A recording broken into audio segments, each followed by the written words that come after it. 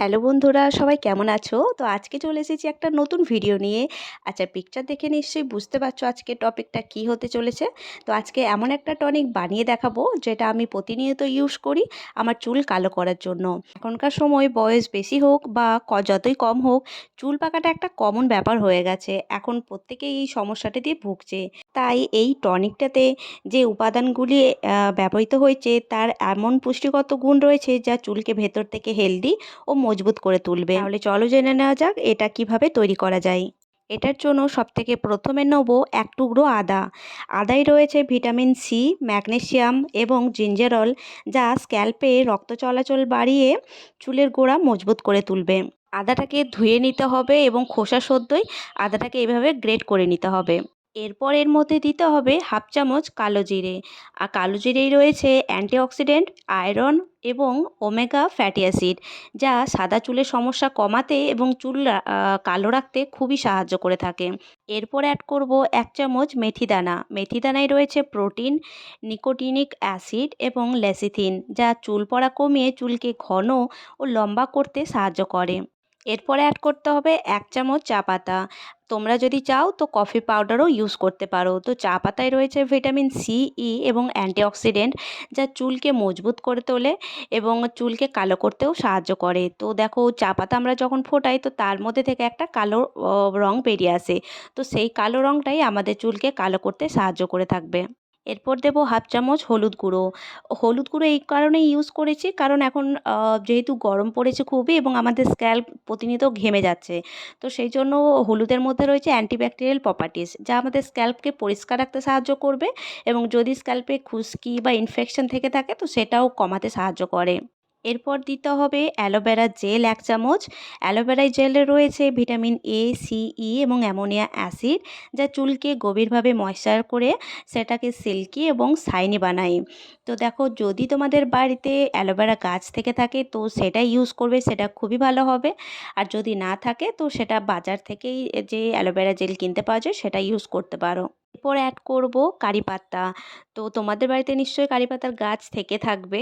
তো দেখো, কারি পাতাটা খুবই ইম্পর্ট্যান্ট, এটা একদমই স্কিপ করা যাবে না। কারণ দেখো, কারি পাতায় রয়েছে বিটা ক্যারোটিন, আয়রন, ক্যালসিয়াম, যা চুলের গোড়ায় পুষ্টি যোগায় এবং সাদা চুলকে যত তাড়াতাড়ি সম্ভব কালো করা যায় সেটাই এটা হেল্প করে থাকে। তো সেজন্য কারি পাতাটা একদমই স্কিপ করা যাবে না। এরপর তোমাদের একটা লোহার কড়াই দরকার, অথবা লোহার যে কোনো পাত্র থাকলেই তোমরা সেটা ইউজ করবে। লোহার কড়াই এই কারণেই নিয়েছি কারণ তার মধ্যে আয়রন থাকবে, যা চুলকে আয়রন যোগাতে সাহায্য করবে এবং চুলের গোড়া মজবুত করে তুলবে। তো সেজন্য একটা লোহার কড়াই নেবে, তার মধ্যে সব ইনগ্রিডিয়েন্টসগুলো দিয়ে 1 গ্লাস জল দেবে এবং সেটাকে ওভেনে বসাবে ফোটানোর জন্য।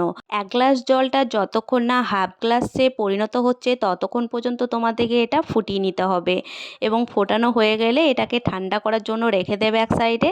ঠান্ডা যখন হয়ে যাবে তারপরে এটাকে একটা ছাঁকনির মাধ্যমে ছেঁকে নিতে হবে এবং রসটাকে বার করে নিতে হবে এবং রসটা বার করার পর এটা রেডি হয়ে যাবে ইউজ করার জন্য। তো দেখো, এটা আমি আমার চুলের গোড়ায় গোড়ায় লাগাচ্ছি।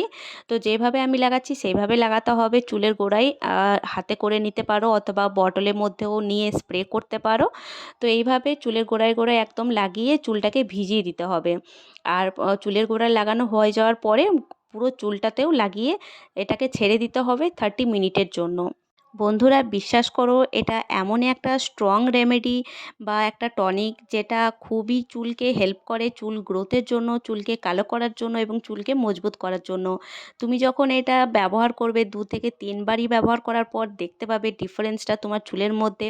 দেখবে চুল ছড়াটা অনেকটাই কমে গেছে আগের থেকে এবং চুলটা একদম কালো হয়ে এসেছে। আর দেখো, যখন লাগানো হয়ে যাবে তো হালকা হাতে এইভাবে চুলের মধ্যে একটু মাসাজ করে নেবে যেভাবে আমি করছি। তো মাসাজের মাধ্যমে যে আমাদের স্কাল্পে ব্লাড সার্কুলেশনটা বেড়ে যাবে, তাহলে চুলের গ্রোথও আরও ইনক্রিজ হয়ে যাবে। পুরোটা চুলে লাগানোর পরেও দেখো এতটা টনিক এখনও বেঁচে গেছে। তো আমি এটা ইউজ করে নেব। এর মধ্যে এক পাতা শ্যাম্পু লাগিয়ে সেটা আমি ধোয়ার টাইমেই ধুয়ে নেব। আর যদি তোমরা চাও তো এটা ফ্রিজের মধ্যে স্টোর করেও রাখতে পারো, 10 থেকে 15 দিন এটা আরামসে স্টোর হয়ে যায়।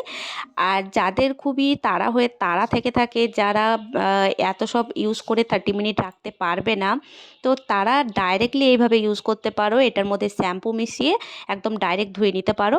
তাতেও কিন্তু তোমাদের চুলের মধ্যে একটা ডিফারেন্স দেখতে পারবে তোমরা, যে চুলটা কতটা ঘন কালো এবং লম্বা হচ্ছে ধীরে ধীরে। তো বন্ধুরা, অবশ্যই এটা ব্যবহার করে কমেন্টে জানিও যে কেমন লেগেছে তোমাদের এটা, আর তোমরা কোনো ডিফারেন্স ফিল করছো কি না আগের থেকে।